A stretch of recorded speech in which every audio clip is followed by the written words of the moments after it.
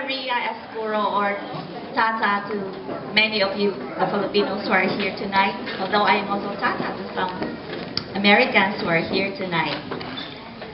Good evening to all of you, or as in Tagalog, which is the national language in the Philippines, we say, magandang gabi po sa inyong lahat.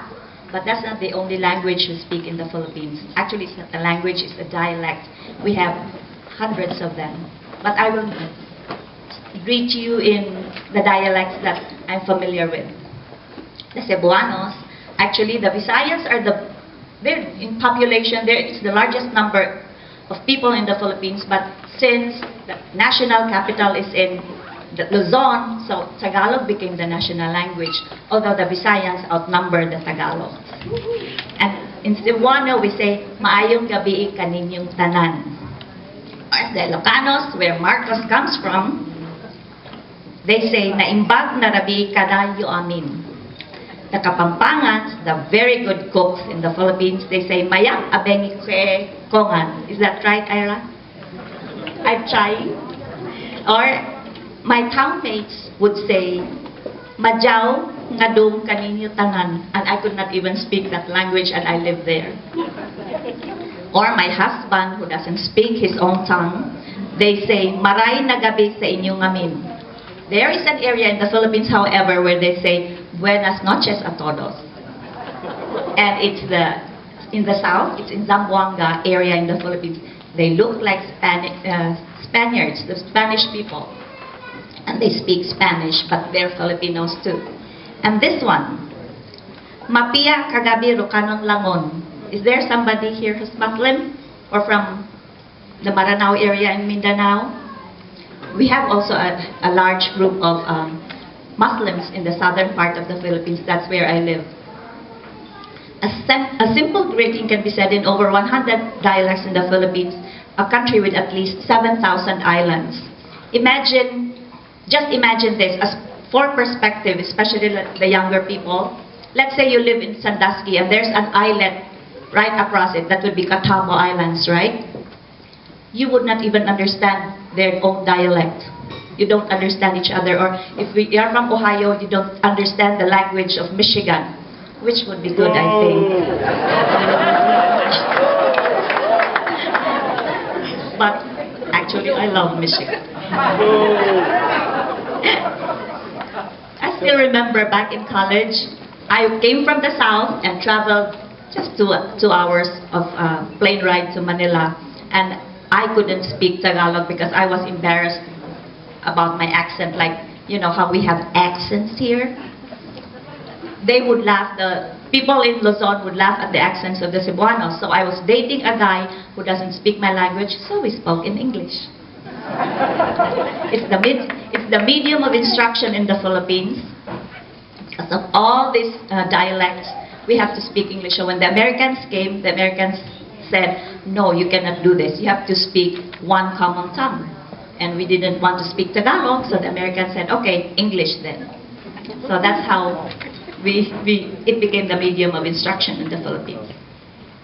Most Filipinos are actually bilingual, trilingual even. Multilingual, yes. Imagine a landmass that's equivalent to Arizona, the size of Arizona, and the population is 94 million. That is an exercise in Catholicism right there. The Vatican would love us. But the diversity does not end with the dialects and the food we eat.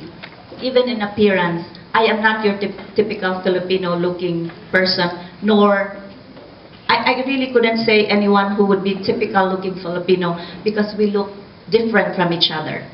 There are mestizos, those are the ones originally with ancestors from Spain. As one Cleveland Clinic physician succinctly put it before, he said, you Filipinos are funny. You look Chinese, you have Spanish names, and you speak English. That in itself is, that puts in there what we really are. And so tonight, we celebrate the multifaceted cultural heritage of the Philippines. What makes tonight's cultural presentation special is unlike in the past, this is our third year to be the spotlight country of the Lorraine International Festival. The first 2 years, we still had the drug companies and the drug reps to rely on. So we were able to get performers from out of state, and they're really the national dance troops of the Philippines. Like we would get them from Toronto or from, it's basically Toronto. It's a huge Filipino population there, and they're really good. But since we don't have that kind of support anymore, we actually have our own performers, homegrown, Lorraine County grown. And we are very blessed to have an artistic director who has the patience to teach these children, and she even is the top ticket seller for tonight's activities. I don't know how she does it, but just amazing. Rizka Palmer. Thank you. You will see later on.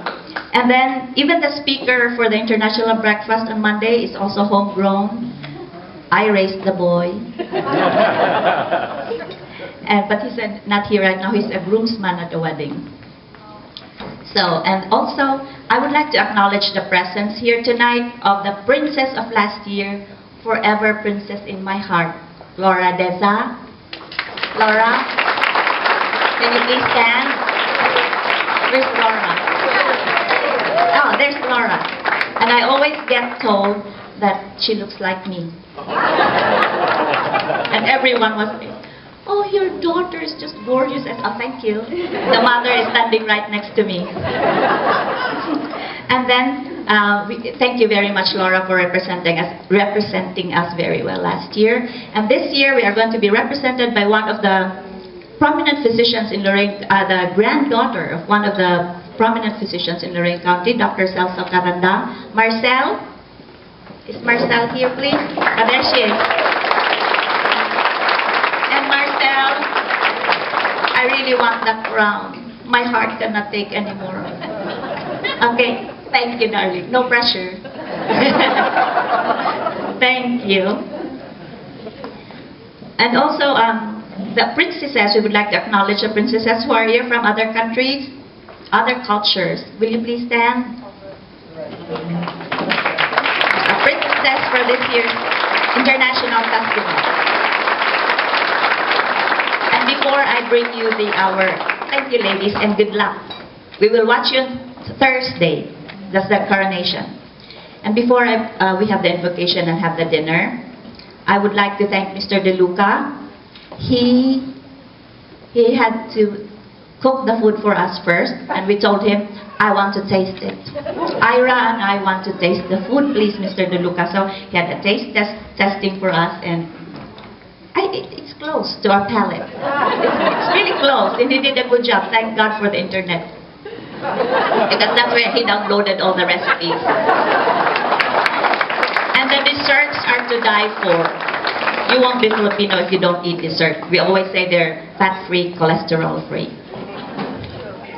And what makes this event even more special for me is the fact it's more on a personal level.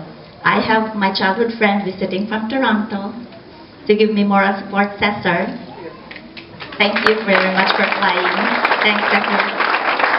And the presence of my two mentors, where throwing a party like this or fundraising is concerned. They are exceptional women, and I hope I will make them proud of what I'm doing so far. Please stand, Mrs. Lily Yuzon and Maria Zolli. Thank you so very much. Thank you. And if I mess up, it's their fault, not mine. I hope that you will have a great evening, and you will have a great evening with the food and the dancing, because it's not going to be a Filipino party if we don't dance. Okay? Thank you and enjoy.